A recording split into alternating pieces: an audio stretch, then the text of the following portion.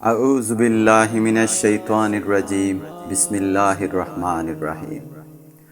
সুপ্রিয় মুসলিম উম্মাহ, আসসালামু আলাইকুম।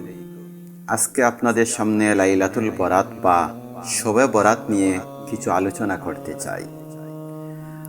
আসলে এটা হলো শাবানের মধ্য রজনী, লাইলাতুল নিসফি মিন শাবান। এই রাতের ফজিলত সম্পর্কে অনেক হাদিসে বর্ণিত আছে। সবগুলো হাদিস অ্যানালাইজ করলে এই রাতের ফজিলত অস্বীকার করার কোনো সুযোগ নাই। অবশ্যই এই রাত একটি ফজিলতপূর্ণ রাত। বিভিন্ন জনের বিভিন্ন মত থাকতে পারে, আবার মতের ভিন্নতা থাকতে পারে, কিন্তু যুগ যুগ ধরে মুসলিম উম্মাহ এই রাতটিকে ইবাদত বন্দেগীতে কাটান, এটাই বাস্তব সত্য।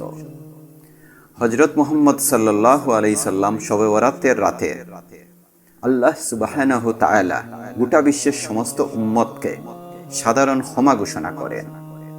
বিশ্বনবীর রেখে যাওয়া সুন্নাহকে যদি আমরা স্ক্যানিং করি, তাহলে সুন্নাহ আমাদেরকে বলে বেশি বেশি নফল ইবাদত করা এবং আল্লাহর নৈকট্য লাভ করা।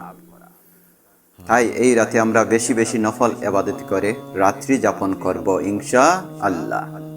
আল্লাহ আমাদের সবাইকে বুঝার এবং আমল করার তৌফিক দান করুন। আল্লাহ হাফেজ।